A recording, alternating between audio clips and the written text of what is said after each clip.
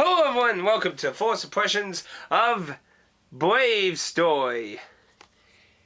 New Travel for the PSP. Now, before we begin, something interesting about this game.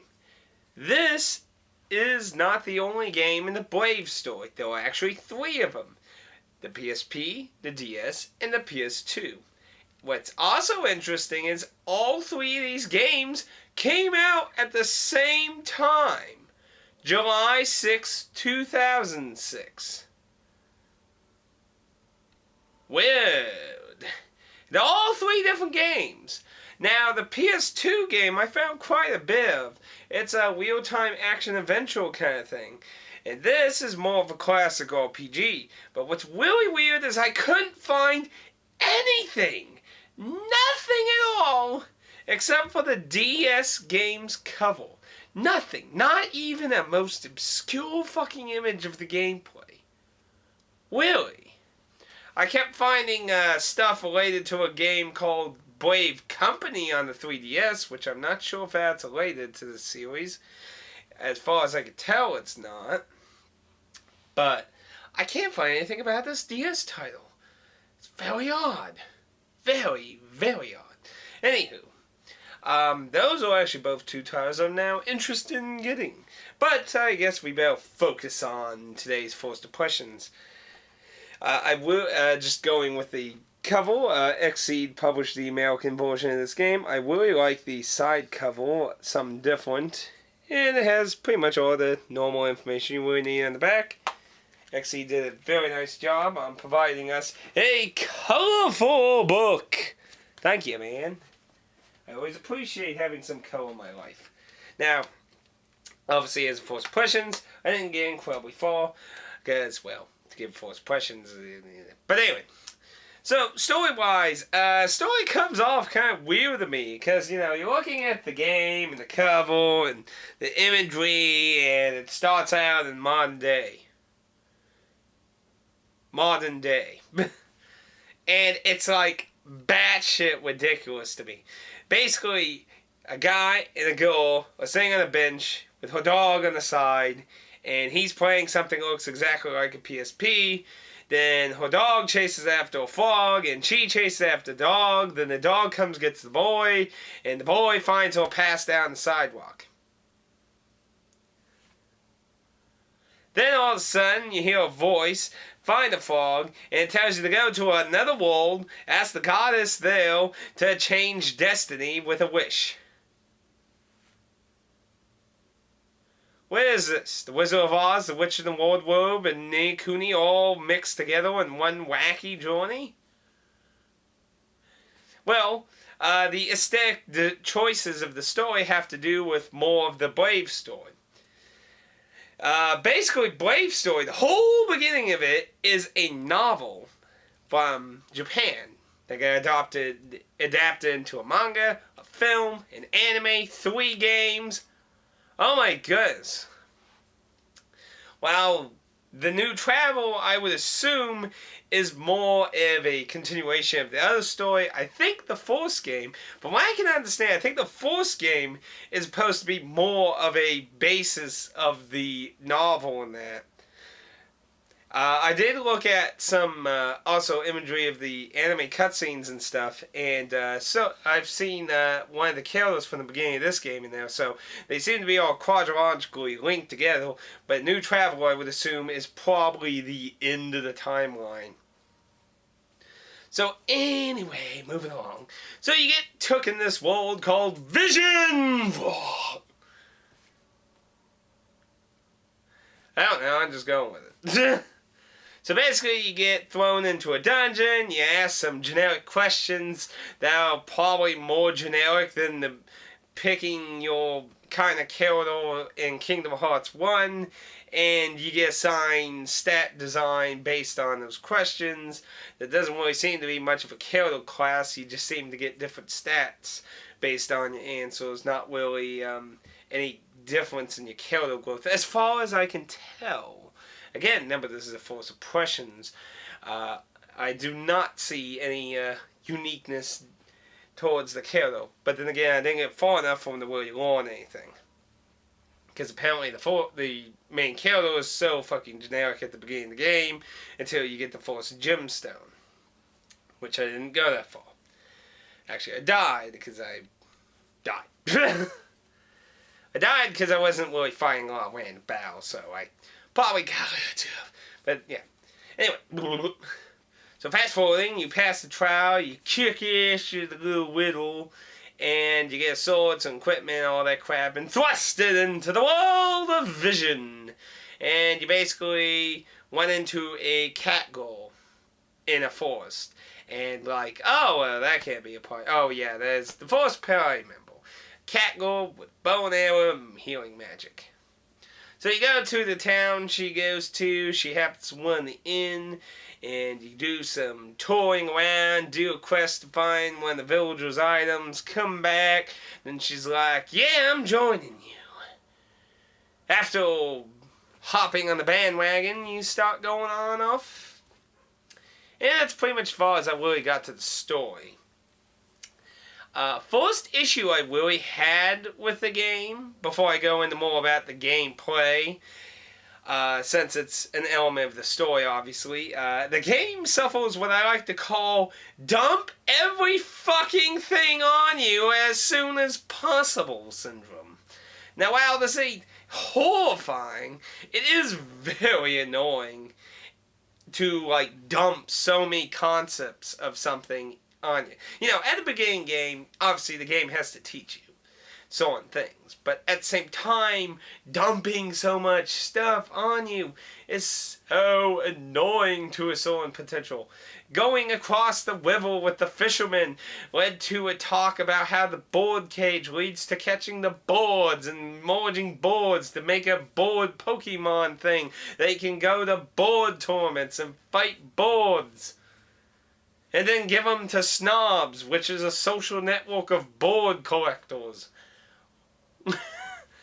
I mean, don't get me wrong, I'm not saying I'm not interested. It's just like, why are you dumping everything now after previously dumping more shit, accessories, crafting, and everything? I mean, I don't know, it just bothered me. It's not something I would call game breaking, but it was something that slightly bothered me.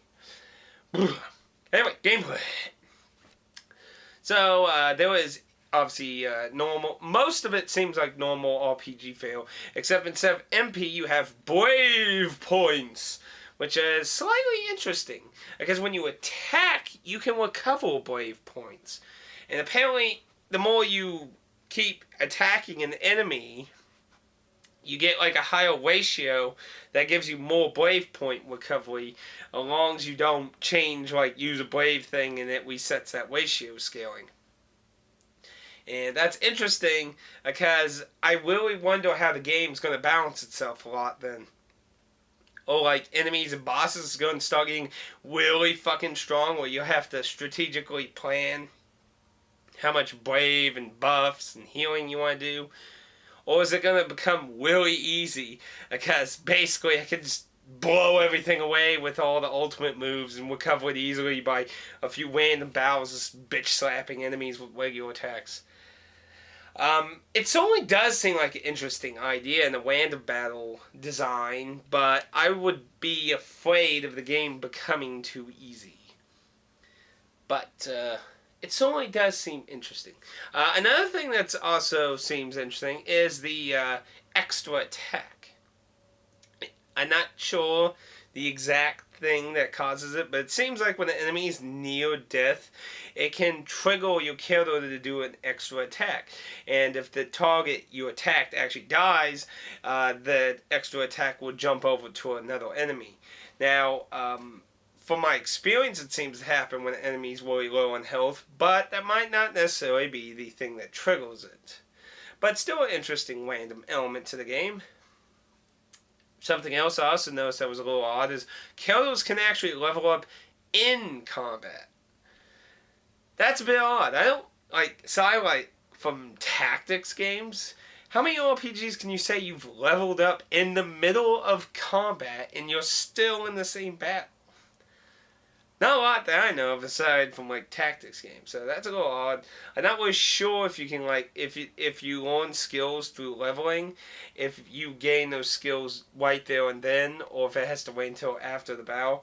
I would assume you gain them because what's the point of leveling up mid combat if you're not gonna get your skills and stuff? Uh, they'll what else to really mention? Um, there was no real voice acting in the game. If you were into voice acting, aside from combat grunts like huh, huh, so you're not gonna really find a lot of that. It does offer Japanese on that, so you do get that option. But generically, as far as I can see, there was no voice acting during story scenes in that. So you're gonna hear a lot of beep beep beep beep beep of all the text going by. Text seems pretty good. There's a few jokes here and there, but it seems alright to read. I just didn't like the plot dumping of all the mechanics all at once. But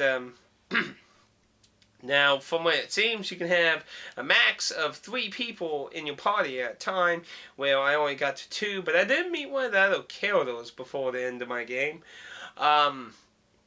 There seems to be a lot of characters, and in the booklet it also shows 3 characters who are from the other games who can also join your party, apparently, and that's also very interesting, considering the 3 games all released on the exact same date, time, and year. So this was all planned out well. I'm not quite sure who made the PSP version. I mean, Xseed published it. I think, to my understanding, the PS2 and PSP version was made by the same person, and Namco Bandai made the DS version.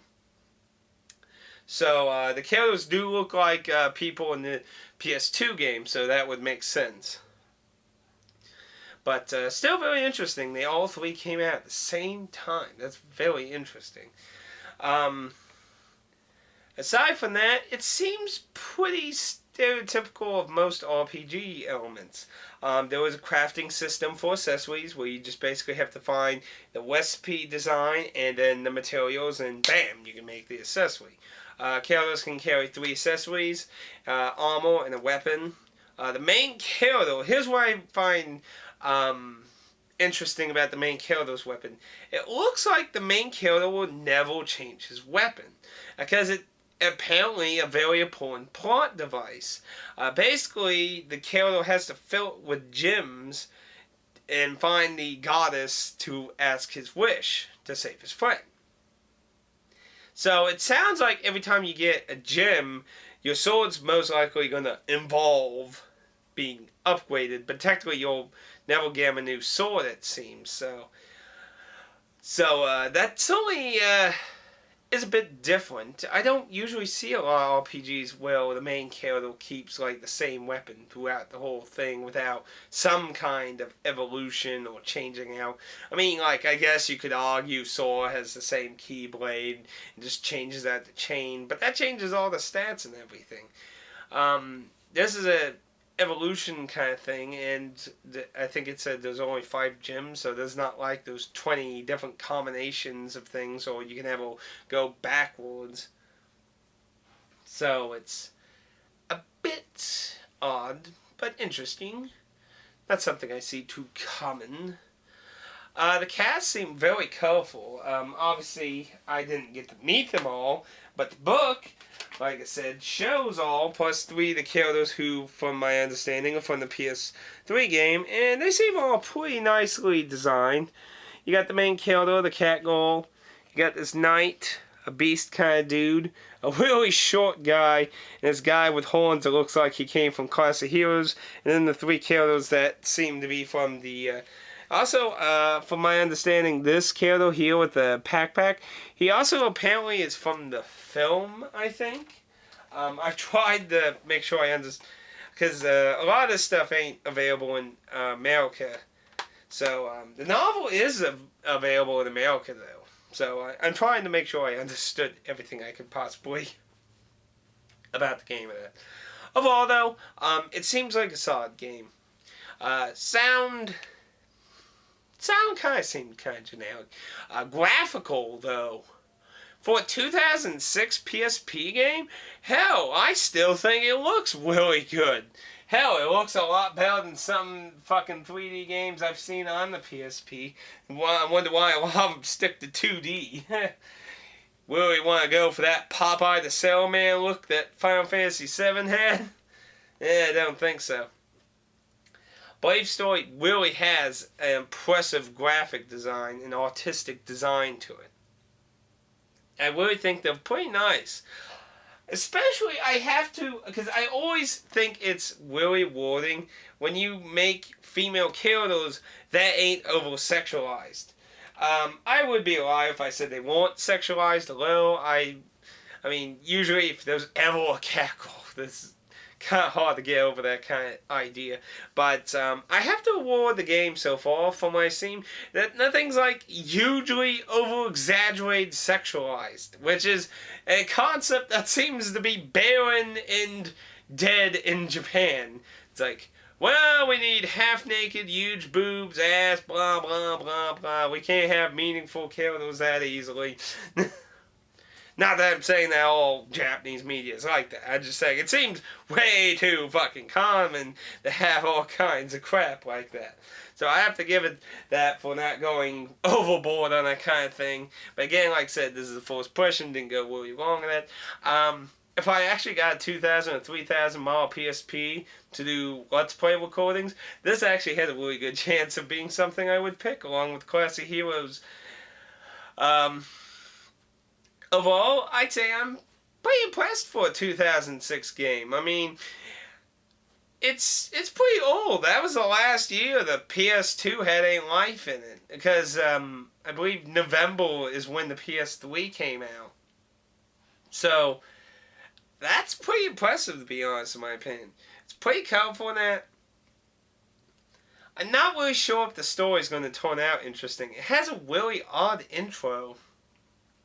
It really reminds me of a weird mix of Wizard of Oz, Narnia, and Ni no Kuni. It's a bit bizarre.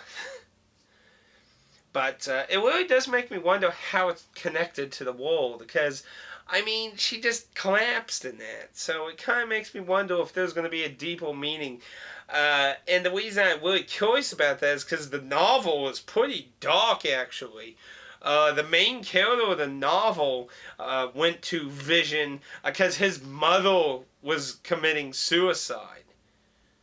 After his father basically was going to get a divorce, go with his mistress and stuff, and they're like, that's kind of dark. And the kid's in 5th grade in the novel. So, I am curious if the game's going to go really dark like that, or if it's just being really cutesy. The game is rated E for language, mild fantasy, violence, and suggestive themes. Wink, wink. Yeah, screw that. But, so I am kind of worried it might not have that, because I like really dark, twisted plots a lot of times, so. Overall, I'd say it's really worth checking out. It's pretty good. I basically got for $5 with everything. Now, is it worth checking out the PS2 and DS game? The PS2 game seems interesting and pretty nice. The DS game, like I said, I couldn't find anything. Not like a fucking image of the gameplay, a video of the gameplay. I went to the Game FAQs board to see if anyone had anything to say about it, and all it had was 3 topics of basically hate. So it makes me wonder what the fuck that is like. But both of those are actually for sale on Amazon for new and used, so I might actually check those out. But, and actually I might check out some of the other stuff for... Might even tell Alan about the novel. He really likes books a lot, so. I won't lie, I'm not too big of a bookie person, but Anywho, Brave Story, I recommend checking it out. It seems like an interesting series. New Travel seems interesting. And hell, check out maybe the film, the anime, the manga, the novel. It seems like a really interesting series from what I read. I was very interested in reading a lot about it. And I'm solely going to check out more about it. But Brave Story, a new travel for the PSP, gets a recommendation for good first impression. But will it live up in the end? Well, sadly, it'll probably take a really long time to answer that question for me, but I think it leaves a pretty nice impression. The only thing I would really be worried about is if the game either got too easy or if the story didn't. Because, the RPG story really helps you push you along, encourages you to keep going forward.